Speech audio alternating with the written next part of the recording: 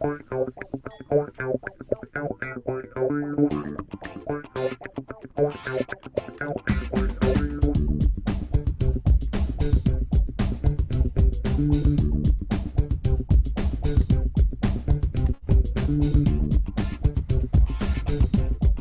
yes. Good morning, ladies and gentlemen, and welcome to the Fox Valley Voice. As far as I'm aware, the only live YouTube talk show talking about people, places, and events and organizations in and around the Fox Valley, telling stories worth listening to. That sound all right? Yep. One of my many taglines that I've come up with over the years. I kind of just switch them in and out whenever I feel like it. Thank you. And my name is Jaime Gutierrez, and I am pleased to welcome into the studio today Ms. Maureen Gasek. Am I saying that right? Gasek. Gasek. Mm-hmm. Okay, I tried to put a little H in there. Yeah. Gosh, do other people do that too? No, they usually say Gasek. Gasek. Yeah. So, Maureen, thank you for joining us. I'm pleased to be here. Sure. Hold on a second. Let's get you. Okay, there we you go. All right. And thank you to those who are listening and watching as well. If you've got questions or comments for Maureen, please feel free to submit those either underneath the YouTube video in the comments there, or you can find us on Facebook at facebook.com/Fox Valley Voice. And we are going to talk with Maureen today about a lot of things, I feel. Yep. Right? Yeah, I think it's going to be good. Yeah, well, we've been trying to get you on the show for quite a while. Mm-hmm. We've been talking about it, and I thank you for getting back to me, and we finally got something on the date here today. So, among other things, you are a development coordinator with the Aurora area Interfaith Food Pantry. Yes, I am. And so we're going to talk a little bit about that. And we're also going to address the fact that you are an extremely creative and talented artist. Thank you. Well, you're welcome. And you just mentioned something right before we went on the air about you going to all kinds of concerts and shows. Mm-hmm. We can talk a little bit about that and whatever else. I mean, you've got notes. You're very prepared. So I'm prepared. so let's just do it. So all right. You're not from the Fox Valley originally. Nope. No, I'm from Milwaukee. Milwaukee area, Milwaukee, Wisconsin. Milwaukee. Grew up in Oak Creek. I'm kind of a country girl. Country girl. I lived out in the woods a lot when I was a child. Yeah. Is that right? Mm-hmm. Mm-hmm. You know what? I have to tell you that I really enjoy Milwaukee. Mm-hmm. It seems like some people want to like make it into a joke. Oh, Milwaukee. I don't know. I don't get it because I think Milwaukee is a very fine town. It's an extremely progressive town. It's a little big city. It's got a great art museum. It's got a Calatrava. Yeah. So A what? A Calatrava. And what's a Calatrava? The architect. Oh, the one who designed. Now that's the one that kind of looks like A bird of prey. right. Yep. Because I've seen it. I haven't been in, but I have seen the art museum there. Yeah, the wings open and close, and it's a stunning building, an absolutely stunning building, and they have a stunning collection. Okay, so right away you already know that I know nothing about art or architecture because I have to ask you who Calatrava is. So you're gonna have to drive the bus on this one, okay? That's all right. Is that all right? Yep. Yeah, and Milwaukee's fun. We go to this. It's a total tourist trap, but it's the secret. What's it called? The Safe hideout. House. Safe house. The safe house. Yep. The safe house. Every time we're up there, we have to go. Yep. It's You got to know the password to get in. yeah. It's There's the underground tunnel to get out. yeah. It's great. Yeah. So then, at what point did the creativity start at an early age for you in terms of the artistry? Yeah, I sold my first piece when I was in first grade for 25 cents. Okay. Usually you just give it to your parents. Yeah, no, You're it just wasn't. like, It wasn't listen, my parents that this bought it. this macaroni thing I put together, this is going to cost you.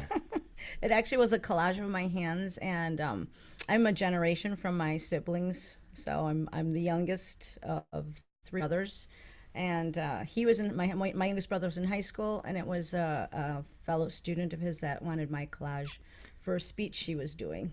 Oh. Mm-hmm. So, okay. Yep. And that's when you caught the bug right away, huh? Yeah. Okay. I was the kid that used dandelions and berries and dirt for my art materials when I was a kid. Did you ever receive any now as you were going through your academic career, did you ever run into any art teachers or anyone who kind of who were not big fans of your work? Did they give you any hassle about your art? No, not really. I really had some wonderful educators, throughout, my childhood as well as high school and, college. There was a couple here and there that, would, give me a little boost, but you need that. You need that constructive criticism. In a positive way, though. Yeah, you need that constructive criticism. It's the only way you can, improve yourself. I tell my students all the time, it's like, just keep working at it. Don't give up. And we're our worst critics. Artists are their worst. We're our own worst critics. We're always beating ourselves up. Well, but that's where that's where the motivation comes from, right? It's because no one's going to come over to your studio and knock on the door and make sure that you're painting or whatever, right? Right. I mean, that's an internal fire kind of a thing. Absolutely. And creativity comes from within. Absolutely. And you have to play. People forget that. You have to play. I'm a firm believer in it doesn't matter how educated you are, what classes you've taken. If you don't know your tools and your materials and you don't play with them, there's no way you can succeed with those tools or materials to accomplish a beautiful piece of work. And it has to get ugly sometimes before it gets beautiful. Okay. I think that's one of the things that, and I'm not, in terms of visual arts, I'm not very good. I can't draw or sketch or anything like that. And I think it's because I never learned the process of, it looks like garbage until kind of almost at the very end, right? Sometimes. So, I want it to look fabulous right away. Most people do. Yeah, which is why I probably, if I had to choose, I would probably go into photography rather than drawing or painting or anything like that, because at least you can see what it looks like right away. Right. Yeah. Even photography, though, you have to know all those design principles to have a good shot. Yeah, see, and that's why I'm not a photographer. But this is an art form. Speaking and doing this is definitely an art form. Well, thank you. I like to think so sometimes. Yeah, excellent. So did you go to college then for art? Okay. Yes, I went to the University of Wisconsin Stout. Okay. Way up north, very cold. A little gem of an art department. I had some really wonderful instructors, and I kind of took every course I could possibly take. I graduated with almost 32 extra credits. Wow. Maybe Yeah. they could have just given you a couple of degrees, right? And I should have had a forethought and double major, but I didn't. Yeah. Well, that's all right. It's not all about, the piece of paper they give you, right? Exactly. Right. Okay. So what did you come away with from your academic artist training in terms of what you still carry with you today? You feel like that's really important to go through that whole process of going to college and doing that, or is it okay for people to just grab a brush and start slapping away? I think it works both ways because some people have just an intuitive nature to being creative, and there are many famous artists that weren't formally trained whatsoever. I loved education. I would have been a lifetime student. I'm a sponge, so anything I can do, anything I can get my hands on, I try to really work at, and keep educating myself. I try to take classes every year myself personally, and challenge myself. I'm still not ready to take a portrait class because I'm avoiding it, but it's something that'll push me. You mean as far as painting portraits? Painting, drawing, Okay. It's just not my thing, but I try to always push myself into something I would normally do because I know I'm going to take something away from it that will enhance what I do personally and what I enjoy doing. Yeah. People don't sit for portraits anymore, do they? Do they? Some. Yeah? Yeah, some do. Some Okay. do. And it seems like a pretty antiquated thing. Click. Right. Yeah, just take a... maybe some shots from a couple different angles, right? Right. Because you Right. can't just do a flat. Right. I've seen some people who like will take any photo and turn it into a drawing, but it seems a little bit off because they don't have that awareness of the entire, like the 3D picture. Yeah, the perspective and the depth. Yeah. The depth of the facial, Yeah. It can be- structure, etc. It's almost a strange combination. If it's spot on as far as the picture goes, but there's just a little something missing, you Yeah. know? I don't know. Cassidy Alexander is one of the best portrait artists. She lives in Aurora here. Okay. She's just fantastic. And George Lindmark is another one that I admire, because that's a talent. That's definitely a talent. Yeah, to capture someone's character, on paper or on the canvas. Yeah, I can imagine that it takes a little bit extra. It's not just copying or anything like that. When a portrait artist is that good, you can see into that person's soul looking at that picture. Yeah. Yeah. Yeah. I imagine it takes some practice. Yeah. And that's why you don't want to do it, That's right? why I don't. Well, you got plenty of other things going on. So, how did you choose to support yourself after you got out of college? Well, I actually had a concentration in graphic design, Okay. as well, and almost an English minor. I didn't quite finish my English minor, and so I went into design work. So that was nice, but I always had a studio. So I was trained as an oil painter, but went into acrylics when I had a studio in Milwaukee.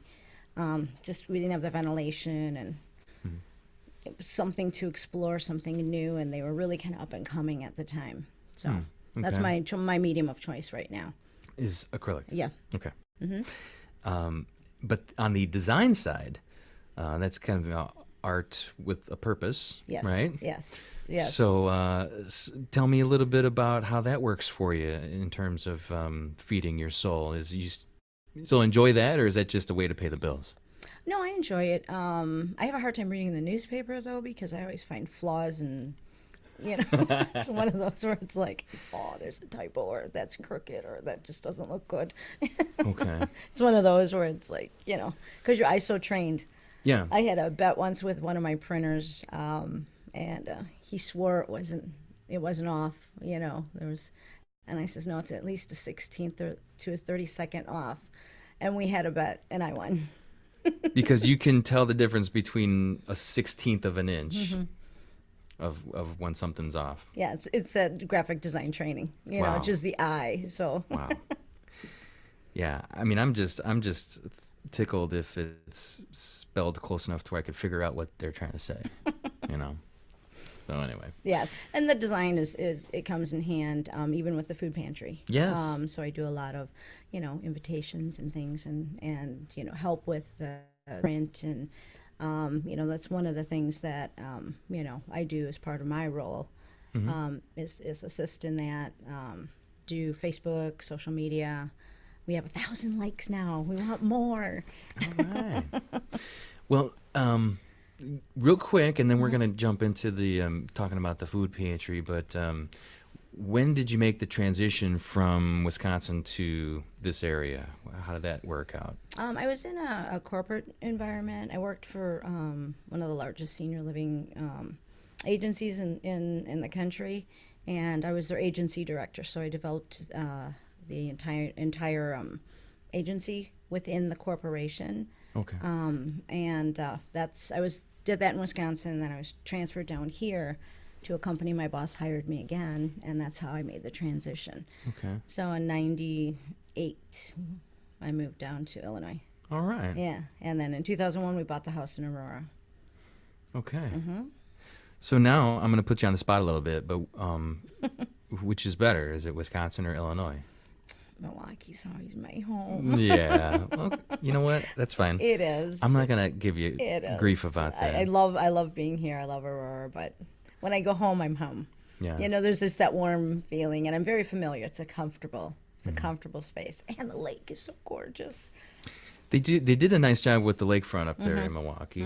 Not that Chicago is terrible, but right. It's easy access. You can be on the lake very easily. And that's what I liked. I used to spend, my weekends just riding my bike, and I always lived probably within a quarter mile of the lake. Okay. Yeah. And I'm a water person, so I'm very drawn to water. So I think that's Yeah. why it's home. But I love the Fox River. I got a water source. Well, sure. And that's something that just over the past 3 or 4 years about myself that I've learned is that I like being by water, moving water. So either ocean or river or really big lake, because the lake still has plenty of movement to it. Yeah, and you can't quite see across it. No. So it still seems like it could be an ocean. Yeah. But, like some of these little man-made lakes that people park their campers next to, it's like, that's great, but it just doesn't do it for me. Not the same. Yeah, not the same. Plus, I think a lot of it has to do with the sound as well. The sound of the water. Whenever we go on vacation, we try to get down to Florida when it's cold and snowing outside. So, and I'll just sit there, right, on the sand and just totally zone out. And the kids are like, "Hey, come on in," and I'm like, "No, I'm good right here." Yeah, it's therapeutic. It's that Yes. that motion is definitely therapeutic, even when it's rough. I mean, I've been up to Lake Superior's and even Lake Michigan when the storms come in. If you're in some of those areas and it's rough, it's there's still such a beauty to it. That turning and that almost violent nature. Right. There's a beauty to it. It's the it's a way to see nature's power that you don't normally see. And you don't want to ever underestimate it. No. and it's always right there, kind of lurking, waiting, and then all of a sudden, boom. But and hopefully you're not on the receiving end of it to the point where, it's a disaster. But yeah, or like when thunderstorms roll in and all the ominous clouds and the lightning and the thunder. And yeah, and you should be heading for the basement, but you're just looking out the window, which is the last thing you're supposed to do. Right. So anyway, okay, so you relocated to Illinois, and then tell me how. Let's start talking about the food pantry. How did you get involved initially? Interesting, and I'm going to share something that most people don't know. I was actually standing in line at the food pantry. Oh. I needed the food pantry, so that's out there now. Wow. Okay. Yeah, well, my you husband heard it here. my husband got laid off, and that was when the big crash hit, and my business was not doing well because everybody stopped doing marketing and using design, and we were struggling. And I had seen Marilyn, and she said, come on down. That's why we're here. And then This is Marilyn Weisner, yes, Marilyn Weisner. who is And- the executive director of the food pantry. And I knew her, from previous encounters because I was a member of the Chamber of Commerce for over 10 years and very involved in the city with, what I did with my business and just being active and artistic, etc. And I had sent her an email and said, would you look at my resume? Just as I needed an opinion because I wanted to, get it out there. Yeah. And she looked at it, gave me some pointers, and asked me to come in. And I thought we were going to talk about the resume, and she offered me a kind of a temporary position. Someone was going to be on leave for a while, and that temporary position went into, can you stay for 6 months? And then that turned into, now I'm here. Oh. But I'm excellent. part-time. I'm part-time with them. Let me back up a little bit, if you don't mind. But you were brave and willing enough to share with us that you were a client of the food pantry. What were your thoughts at that point? Were you what kind of emotions? I guess I'm asking you to put us in the shoes of someone who has to stand in line at the food pantry, and Right. you have firsthand knowledge. So, kind of walk us through how that worked for you. It was tough because I've always survived. I've always been a working professional. I grew up really poor as a child. My father died before I was 5, so I knew what not having food in the house or being more of at a poverty level. And I told myself all my life I was never going to be there, and it was very hard to be at that point and need to use the food pantry so we could pay the bills, keep our house, and that's really what it's for. And it was tough. I mean, I'd wear a baseball hat and sunglasses, and I mean, there was that level of, oh, I hope nobody sees me, because it felt, like, A bit of shame. yeah, yeah, like, why can't I do this? Why can't I do this? I've done it all my life. Yeah. And then at that point, you were probably keeping that from other people as well. Yeah, there weren't a lot of people that knew I went to the food pantry. Yeah. Have you talked to anybody since then in terms of people that you see come into the food pantry and maybe trying to connect with them and tell them, hey, I know exactly what you're going through, but Yep. Keep your head up and.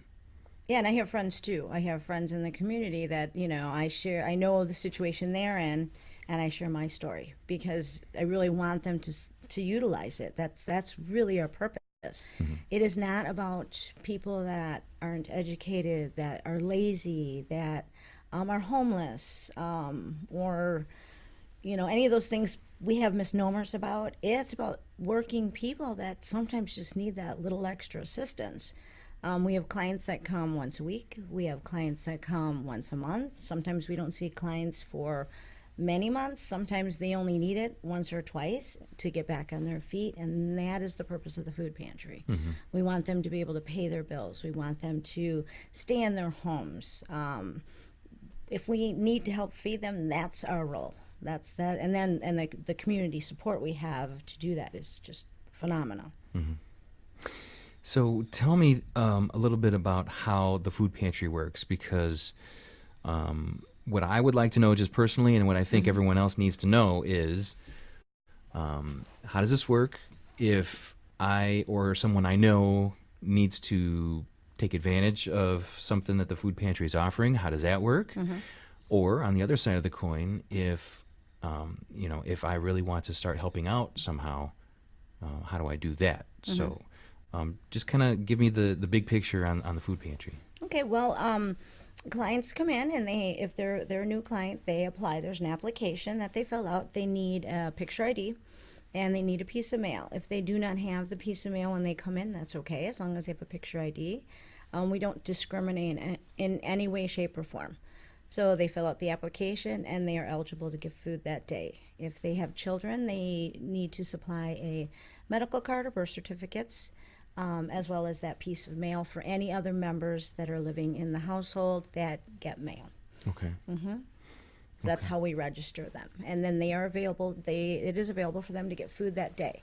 We distribute on Mondays, Tuesdays, and Thursdays from 11 till 2. Clients can come once a week. We're one of a few food pantries, I should say, that do a once a week distribution for our clients. We distribute 3 days, but they can come once a week. Okay. What is that? So what's the typical distribution for other food pantries? Is it less? Well, it depends. Sometimes it's once a month. Sometimes it's twice a month. It all depends on the size of the pantry, and their staffing, etc. We have a staff of 7. Out of the 7, 3 are part-time. But on each distribution day, it takes about 40 plus people to run a distribution day. Oh. So volunteers are our lifeline. Okay. Huge. It's our lifeline. So, and we distribute 3 days a week. So we need volunteers really Monday through Friday, because we have to stock, we have to clean, we have to help clients get food. We have parking. We have volunteers in the parking lot. I've personally gotten to know a lot of our clients from being in the parking lot when we're short on staff. So I'm out in the parking lot quite a bit when we have distribution day. So a lot of the clients that come know me very well, and that's where I get to share my stories as well as, kind of help them out, because I see a lot of new faces coming in, and it's working people that need that little bit of assistance. Where does the food come from? Good question. We have, there's several ways we get food. We are partners with the Northern Illinois Food Bank, and the buying power through them is really great. So that's one way we get food. Another way we also get food is through government commodities. That's not often. It's not a regular way we get food. We also do food rescue. Okay. And food rescue is big. And I'm just going to look at my notes so I don't forget anybody. Because I want to mention who we get. I'm assuming that this has to do with restaurants. Is that what that is? Nope. No, not Stores. Stores. Grocery stores. Okay. So, food rescue, we partner with Aldi, Walmart, Jewel, E.B. Brown, and Fox River Foods. Okay. Okay. So we either go pick up or sometimes they deliver, depending. We have schedules with them for food rescue, and that's we reclaim food that the stores would either throw out or distribute some other way that are coming up on either expiration dates, but we don't hand out expired food as far as meats and things that gets frozen or refrigerated prior. So and then on canned foods, there are certain government regulations and restrictions and guidelines that we have to follow. So we follow those very strictly, whatever it is with the food through food rescue. Alpha Baking Company donates, this is an interesting stat, 9,000 to 10,000 pounds of bread each month. Wow. And we distribute that to our clients. Now, is this is bread that they would normally throw out? Like it's day-old bread or what? No, it's like that, overruns usually. Oh, okay. So it's good bread. Yeah. Oh, yeah. It's not like you got to pick out a bunch of mold or anything. Nope.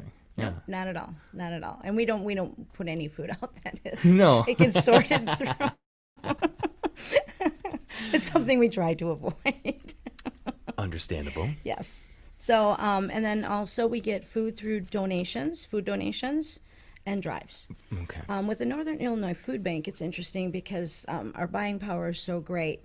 One of the things that I didn't quite understand, especially when I started, and it was just, my not knowing, the cost of food, et cetera, and buying power is I always thought that, oh gosh, I want to really donate, but, I don't have an extra $100 or I don't have an extra $200. $25 can purchase 100 pounds of meat. $25 can purchase 100 boxes of cereal, approximately, in approximation. That's huge. Okay. So if I go to the grocery store and buy a box of cereal for $4, you're overpaying. Well, we get it because we partner, you know. But think about what that $4 can buy. Right. In the hands of the pantry. Right. So sometimes it's really almost a better way, an easier way too. Some people really love to shop, and I'm not one of those people. Yes, I'm a woman. I don't like to shop. Oh my goodness, you're the one. I am. I do not like to shop. So, if you don't like to shop, it's an easy way to really give and donate to the pantry. So, okay, so let's review that one point because I something's going off in my head here. This is an important point that we are learning right here on the show. Yep. If you want to maximize the buying power and the amount of food that you are able to give to the pantry, we are better off donating the money so that the pantry can buy the food instead of us buying the food and dropping it off. Right. Is that right? Yep, because it saves you gas too and time. So.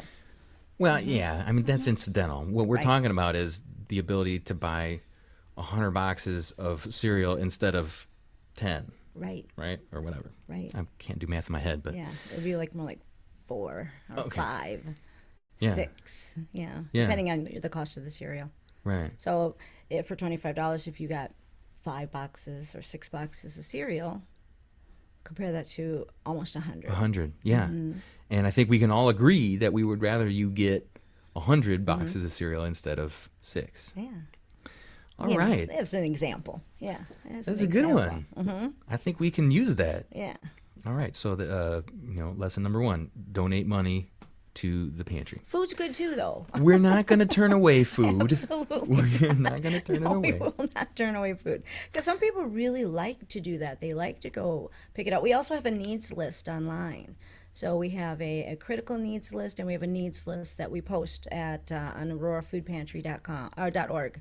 Okay. And we always have that list available. Okay. Yeah. So that's another way we can do it, to chip in. And as you already mentioned a few minutes ago, volunteers are huge for you. Volunteers So if anyone would like to get together and volunteer to help with the distribution days at the food pantry, I'm sure you would welcome them with open arms. Absolutely. And they should, they can go online and get the information to volunteer. Our volunteer coordinator is Brisa Barraza, and can I do it? Can Yeah, I you give can her number out? plug away. Okay, her number is 630-897-2127, extension 5220. She would love to get some phone calls. And you can volunteer, you don't have to volunteer for a full day. If you can only volunteer for a couple hours, everything is appreciated as far as volunteers. They are a lifeline. I mean, we would not be able to exist and distribute without our volunteers. And we have volunteers that have been with the pantry for 5, 10, and even over 30 years. That's big. Yeah. Okay. So now I have to. Okay. I'm going to be calling Brisa. Brisa. That's a fun name. Oh yeah, and she's a wonderful, wonderful young woman. She actually had a birthday yesterday. Well, happy birthday, Brisa. Now everyone for her birthday is going to call her and right. volunteer. And volunteer. What a great gift. There we go. All right. And where are we located, by the way? Where, if when we do call Brisa and we say sign us up for a shift, and where are we going to go? 1110 Jericho Road. It's our new building. We moved in November. We went from approximately 3,000 square feet. We were right next to the Hesed House to 18,000 square feet. Whoa. So anybody that wants to come down and get a tour, I would be happy to give you a tour so you could see what the community did. The community helped build this through donations and just love and support, and they donated time, money, skills. We had the Carpenters Union donate time. The Dunham Fund. I mean, it goes on. We have a whole list of donors. We have a wall of donors, so that when you walk in the pantry, you see exactly who really participated to make this happen. And there's just the community support for the pantry is just amazing. Is there a way for families or children to get involved? Are they allowed to volunteer? There is an age restriction on that. What is it? Do we know? I think it's 16, and I might be wrong. So, yeah. Okay. I think it's 16. All right. Fair enough. Probably has to do with, rules and laws and things like that. Yeah. And we have AU students, the sports teams come in on Thursdays. So different sports teams come in from AU and volunteer. That's always so wonderful, and they're always excited. All right. Yeah, so we've had the lacrosse team, we've had the football team, we've had soccer, field hockey. Yeah, so it's great. I mean, we have groups come in. We have different church groups come in and volunteer. If you're just a group of friends that want to get together and spend an afternoon or morning, it's just another way to volunteer, another way to have fun and kind of see what happens. Okay. See how the operation works and see how happy our clients are when they come in. And, our goal is to, not only provide food, but also provide, respect and dignity, and treat them that way. I mean, that's a big goal of ours. That's one of our missions, in a compassionate and humanitarian manner to help provide food so we, our community stays, nutritionally balanced and not hungry. Yeah. I'm guessing that there can be a difference of opinion for people who may not have ever been in that position, or people who haven't been involved with the pantry. Have you heard any stories about people who may be misinformed about what's going on at the pantry? Some misconceptions. There are misconceptions, and that's sad too, because it's we're all people. And, I know from personal experience, you know, I'm an educated person. I'm not lazy by any means. And, I needed the pantry. And I think there's a lot of people out there that think, well, people that go to the pantry, those are just those people, Yeah. and I hate to say it that way, but, sometimes I get approached like, you work for the food pantry? What is that like? And I can tell Really, you, people look at you that way too? sometimes they do. Oh man. Sometimes they do, and it's interesting. And I've met some of the most wonderful people, and I have clients. If I'm helping with parking, or we start the distribution day out, they will roll down their window and they say, "I want to see that smile because you're always smiling." To me, that I know that they feel good about coming. So if my smile makes their day, great. Sure. I'll smile away. Why wouldn't you? Right, I'll smile away. And I've had people hug me, and I had one woman give me a candle, and people that bless us, and they're very appreciative. And then I have friends that, like I said, I've said, come to the pantry, and they come, when they need it. So I hope I'm changing that. When I talk to people, I hope I'm changing that. Well, or at least do what you can. Put a positive spin on it and let people know exactly what happens down there. And it's working people that need it in this economy right now. And there are people that are working hard. Some people are working 2-3 jobs, and they're still not making it. Something's wrong with the system. Yeah, and that's a much larger conversation, maybe Right. for another time. But just in short, the divide is getting bigger, and it's your neighbors. A lot of times it's your neighbors that you would never expect. yes, It's your neighbors, and whether they live in a big house, a little house, or rent an apartment or a condo, it's your neighbors. you can't tell just by looking at somebody. Absolutely not. Yeah. Absolutely not. Yeah. Yeah, it's who is in need. Yeah. So I think the other lesson we're going to say, point number 2 today, is going to be just have compassion. Absolutely. Right? Compassion is the name of the game, so that people can start to rebuild and maintain their dignity. Yeah. Because that's that's one of those invisible things that if you don't actually have it, then you start to lose hope, and then you got nothing to work towards, and then it's like this horrible downward spiral. So and sometimes everybody just needs that little bump up. yeah. Say, we're here, and you're going to be okay. This isn't a permanent situation. Yeah. And I think that's really what I'd like to get across, that especially like for myself, like I knew it wasn't going to be permanent, and I'm working at the food pantry, and I have to say I absolutely love it. Yeah. Well, you're giving back. Yeah, I am. I'm giving back. Yep. Okay, so I'm definitely going to have to get involved now. If you could just run me through real quick, what does a volunteer's day look like? So say I show up, you said Monday, Tuesday, and Thursday, right? No, Monday through Friday they can volunteer. Oh, okay. Yeah, we distribute Mondays, Tuesdays, and Thursdays. Okay. Those are our big days that, we need at least roughly around 40 plus volunteers to distribute the food, because we have on any given distribution day, we do 300 to 350 families per distribution day, which equates to 900 to 1,000 families a week. 900 to 1,000 families per week. Yeah. Okay. That's a lot of people that you're That's helping a out. lot of people. Okay. And I can just read some of these Sure. off too. Yeah. I just got some new stats this morning. We do approximately 21,000 individuals in 1 year. Okay. 5,500 families in a year. Okay. It's a lot of families that we provide food for, and this stat is amazing. We are on pace to give out over 3 million pounds of food this year. In just this year alone. This year alone. 3 million pounds of food. Yeah. Million. Yeah.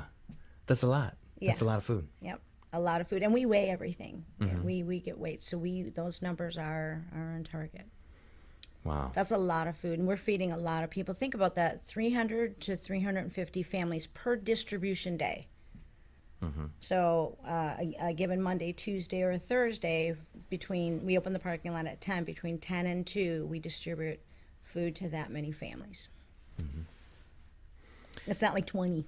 Right. No, you're having a major impact on a lot of people. And we are also registering 200 new households per month. So per month, we're getting 200 new households. And we're seeing, the demographics of it is everybody. Yeah. There's, color, creed, race, everybody. It's not one particular, demographic. Yeah. Well, that number you would hope would start to decrease and not so much head in the. It generally does, and it has gone up. We're seeing it go up. It usually, and especially at the beginning of the year, it usually drops, and we had an increase of over 100 families a week. And it just started to escalate. That's why I ran some new, Kristen ran some new numbers for me this morning. So. Well, thank you, Kristen.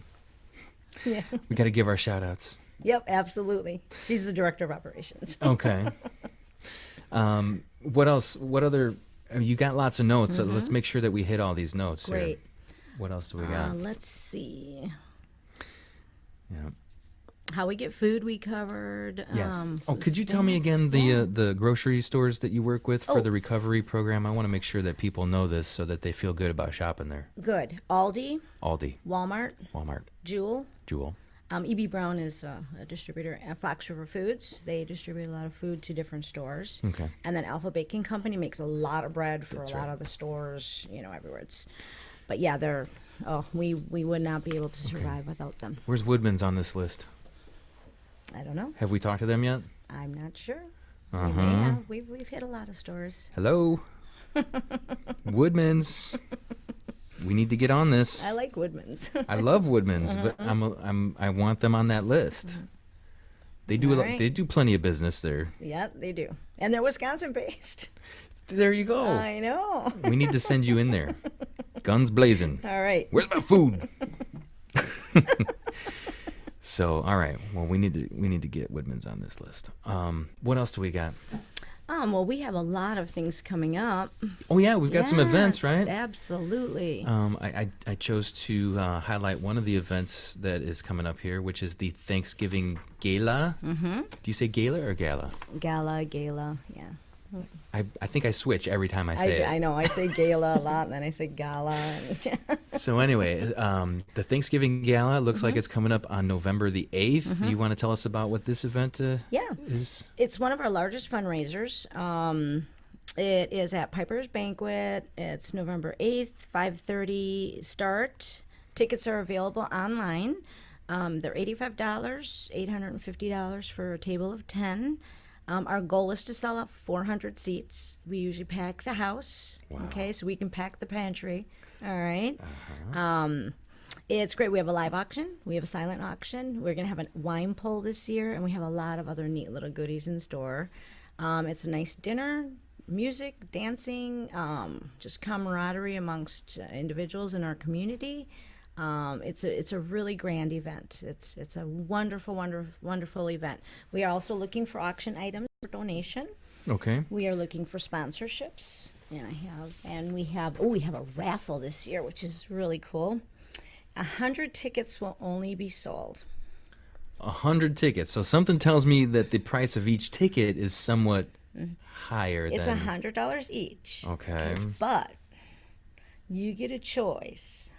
If you win, now you got good odds here. Okay. You can do a NASCAR. You can be a NASCAR driver for a day. Okay. You can America's Cup yacht sailing in San Francisco. Oh my. That's a trip. Scottsdale Championship golf round. You can choose that, or you could do a Disney World Resort family adventure. So you get to choose, which is cool. So. All right, $100. Good chances. You can also get these online on our website. You can get a ticket. We are looking for. You can get a add in our program book. Okay. So, and they are very reasonable. You can get a business card size ad for $50. $50. So, promote your business at the gala. Yeah, make up a little basket for the auction, right? Right, right. I'm going to be donating a painting or something. We have sponsorships also too available if you're a business or a corporation or just an individual that wants to give. We have different sponsorships available that you can go online. You will see all this information online at aurorafoodpantry.org. Okay. Lots of different ways to get involved with that event. Excellent. Any other events that we need to know about here coming up soon? Oh, yes. No. Oh, and also too, this month is Hunger Action Month, so we're orange. We're orange. Orange is the color. Orange is the color of Hunger Action. Hunger Okay. Action Month. So Does you're this kind of count? you're kind of burnt orange. Yeah, it's a You're yes. burnt orange. Well, and you would know. You would know having that keen artistic eye. Yes. So we also have a couple things. Also, November 1st starts our annual food drive. Okay, that's our biggest food drive. Dan Dolan of Dolan and Murphy, he initiated Real it. estate. Yep, he initiated it, so he is kind of the face of it. I'd like to also shout out other people that support that because it is huge. It goes from November 1st to the day before Thanksgiving. Okay. So Cheryl Kessler, she manages all the logistics. She's with Dolan and Murphy too. We also want to talk about Big Bob's Carpets. Big Bob. Big Bob, the Beacon News, they do press and support us. Okay. The River 95.9. Yeah, they 95.9. broadcast live, remote at the stores. We have Prisco's and Ceramac Foods that participate. They make it easy. They actually go through a lot of work to do this. They pack the bags, they get the bags ready. You can buy a bag for $5, $10, or $15, so you don't have to shop. It's a no-brainer. You put the bag in your cart, you check out, and then off-duty firemen use their own vehicles and come and pick up the food each week from the stores and deliver it to the food pantry. So we have this wonderful succession of people that help volunteer to make this happen. And then the Kiwanis Club, led by John McGee, come help sort and pack. And finally, Cano Container provides the boxes so we can store it and put it on the shelves. So this is a huge undertaking. Huge. Lots of moving parts. Lots of moving parts. And the beauty of it is all of these different organizations and people that pull it together. Yeah. And, and one of the best parts is if you get involved in some way, shape, or form, either by donating or by volunteering, you can, it's just something that you can really feel good about. You feel good about it. That you're actually making a difference. Yeah. Yeah. And if you volunteer on a distribution day, you can see how you make a difference. You can see the families come through and the kids. And in the new facility that we were at right now, we have a little play area, and it's just so fun to see the kids play. Previously, the clients stood outside. Okay. We have a waiting room. We didn't have restrooms available for them because it was just small. And now we have all of those niceties. Again, that comes down to that dignity and respect.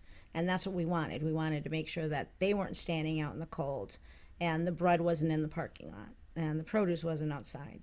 Because a lot of it was. And if it was raining, if it was snowing, whatever. Yeah. Well, excellent. I'm definitely going to have to come down and check it out. Good. And set up some kind of a schedule for myself where I volunteer. So and you get to hold me to that. Yeah, I'm going to be. Oh, yeah. You're going to hold me accountable, okay? Yep, absolutely. Because sometimes I say stuff on this show and then nothing happens. And then in December, in November too, we also have a matching pallet program where corporations, businesses, and organizations will match dollar for dollar what the community brings in. And the important part of that is it really helps us maintain our distribution program because we still have to keep the lights on. We have to heat the building. We have to keep the lights on. We have to, run it. We have to provide, a facility, which takes a lot to do. Sure. So that's very important. And then we're going to have Pack the Pantry project again in December with If These Walls Could Talk. Okay. So that's down on Stolp, right? Stolp. Okay. In downtown Aurora. Yep. Okay. Excellent. So we'll be looking for artists to donate pieces. The goal is to take a bag and not be literal with it. We will accept 2D and 3D pieces using bags in your art. Okay? It's not a literal thing. It's Okay. not drawing on a bag. You can rip it up, you can tear it up, you can grind it up, you can do whatever. Create a piece of art that you would want to hang on your wall, because then those go up for silent auction the first Friday in December, which I believe is the 5th, December 5th. Oh gosh, I don't know. I think so. Yeah, December 5th. I guess I could look it up real quick. September 5th from 5:30 to 9:30. So then patrons come and bid on the art. And last year they raised over $700 for the food pantry, Okay. which is wonderful. And we know how much that could buy. Absolutely. A lot of boxes of cereal. Or meat. Or meat. That's right. I'm much more of a meat guy than a cereal guy, but yeah. Excellent. So yeah, we're looking for artists to contact me, or if these walls could talk. Okay. Where can they find you? How do they get a hold of you? My direct line is, I have so many numbers, 630-692-3061. You can contact me on Facebook also. You can message me. That's also another way to get me. Or you can email me at mgasek, Gasek, at aurorafoodpantry.org. Okay. Well done. Anything else? We've got a few minutes, and I wanted to talk a little bit about your art, and you are also an instructor. I teach. So, if you don't mind talking about yourself a little bit. Okay. It's always the hardest thing to do, really. It's hard to talk about. Not for some yourself. people. Yeah, some people feel that. I won't mention any names that I know. No. Right. Yeah. You might regret that. There's another website, and one more time, you can find the Aurora Food Pantry at aurorafoodpantry.org. Now I've got another website here that's called epsilondesign.net. And this is It's actually Maureen Artist. Oh. Yeah. Well, this is where I got sent. Yeah. Why is this? It's Maureen Artist. MaureenArtist.com. .com. Easy. MaureenArtist.com. Yes, your name's Maureen. You're an artist. Yep. Okay. Forget that other thing I said. And so tell me about what you're up to. Where can people see your art? Where can they take your classes? All right. And all that stuff? I'm proud to say that last October I trained with Golden Artist Colors. I was one of 18 artists chosen last year to train with them. So I'm a certified educator through Golden. Okay. And Golden's Golden. They are one of the most wonderful paint and medium companies in the world. They're highly respected. They actually started designing paints for artists like Pollock and Frankenthaler, and that's how they started. And now they've branched off, and we get to use them. Yay! So that's a big honor. So I'm really, really proud that I was chosen. Congratulations for that. Thank you. I am currently showing at the For Art Inc. Gallery and the Joby Center in Chicago. October is going to be Chicago Artist Month, so it'll be up through October to November 1st. I have 3 pieces in City Hall right now, showing with Midwest Collage Society. Let's see, I had just another piece accepted into the Norris Gallery Vicinity Show. Okay. So that's up till November 1st as well. I saw something somewhere where coming up soon you're going to be involved in something at Marmion. Is that correct? What's that one about? That one's there's 5 or 7 of us. We're going to be doing a show in November at Marmion. So I'll have I haven't gotten the hanging dates yet. So I'll have 5 to 10 pieces depending on size. Because most people that know me know I like to paint really large. You go big. I go big, yes. Now, looking on your website here, I wanted to do a bit of a screen share so people can see what we're looking at. Is there one of these that you'd like to highlight here real quickly in terms of... The last series I did that's on there is the Persephone Demeter series. Yeah. Should we take a look at things? Sure. Excuse me. Let's see here. Okay. So I'm going to do a quick screen share so everyone can see, because otherwise that just makes for a bad show if we're the only two that can see what we're talking about. Right. Okay. So I'll also be featured October 1st in Reverie magazine. You can go to reveriefairmagazine.com, and you can see it online. You can subscribe to it. I believe it's free to subscribe to, so I'm a featured artist with them as well. So a lot going on in this last couple months of the year for me. If you had to, and I know that it's not always fair to make you describe your style, you probably just want to do it and not have to really explain yourself. But do you have something that you like to tell people in terms of what your style is? Well, it's obviously abstract. It's contemporary abstract. I have a tendency to also do these little impressionistic type landscapes that come out. But my work, it's not just one layer, 2 layers. A lot of these pieces are anywhere from 20 to 40 or 50 layers. Whoa. So unfortunately, when you see them flat, like in a picture, you can't see into them like you do when you see them live. Okay, so there's a depth to them, some texture. Texture and like a lot of glazes, so you can look into and through the paint. It's something that I paint intuitively, and sometimes I'll have 4 or 5 paintings going at one time. I am the new president of the Midwest Collage Society now, so I'm starting to work with collage. That piece in particular that's up there has rice paper embedded in it. So I'm starting to play with papers in my paintings as well. My goodness. This is, there's a lot of stuff going on here. That one's about 6 feet by 5 feet. It's huge. Whoa. How do you move that stuff around? Well, that one's in panels. I did that one smart. Oh, okay. It's panels. Because otherwise you need a forklift. Yeah. And you got to store it too. And I have to also get it through my door. Right. There's a size restriction on car and door in my home. Now this one, I almost detect some figures in this one. Is there? Yeah. So it's not as abstract as some of the other pieces. Right.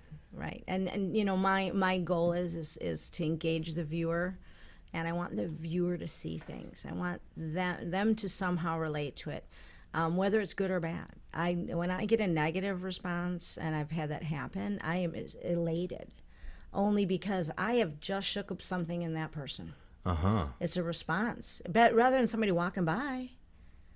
Yeah. And not acknowledging it whatsoever. But if somebody goes, oh, obviously I've struck a chord within them that makes them uncomfortable.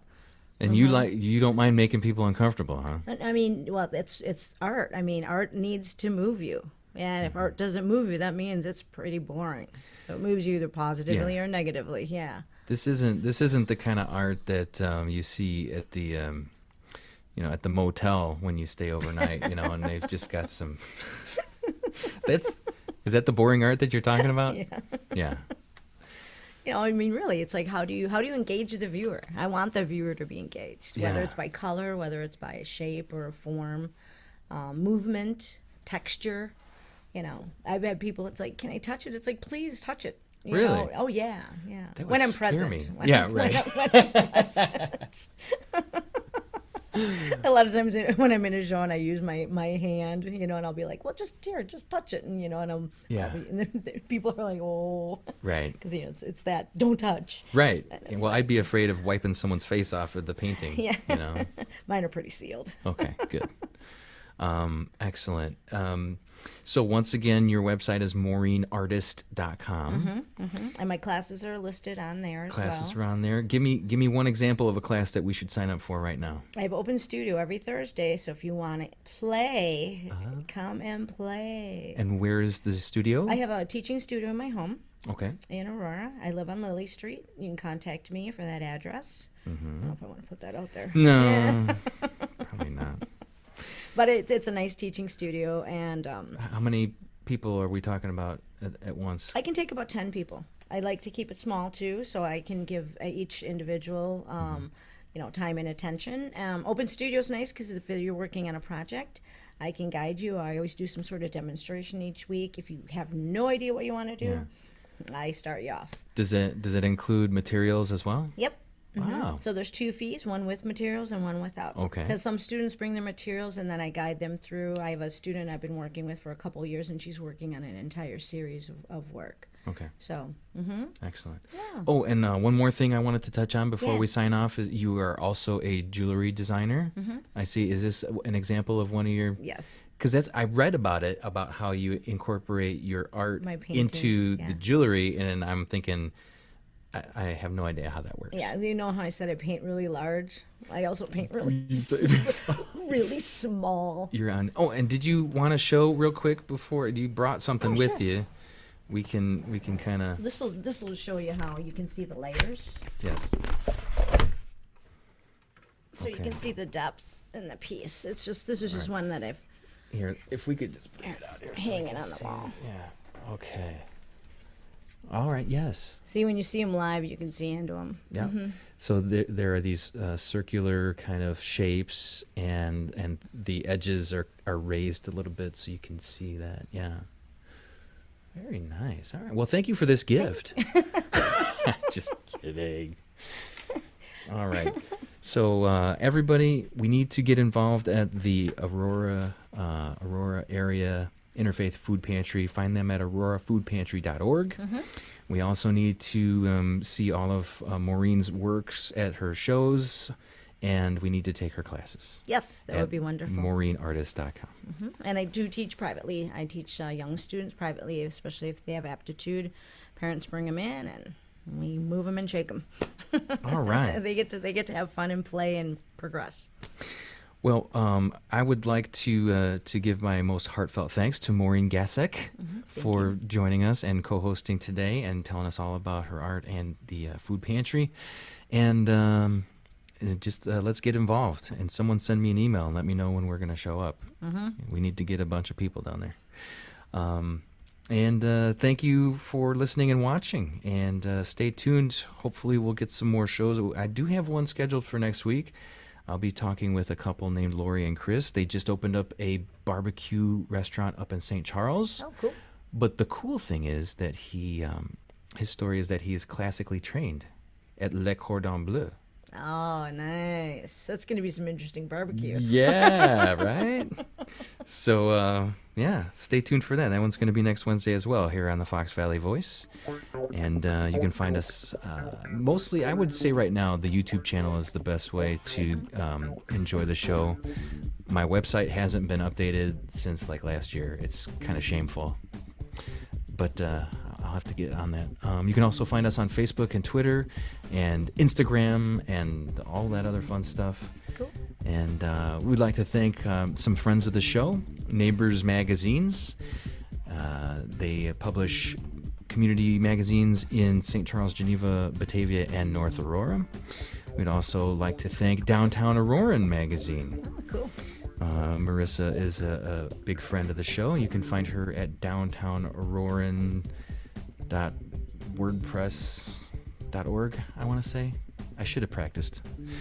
And also our video today provided by Drendel and Jansen's Law Group, and they have offices in both Batavia and Aurora. You can find them at batavialaw.com.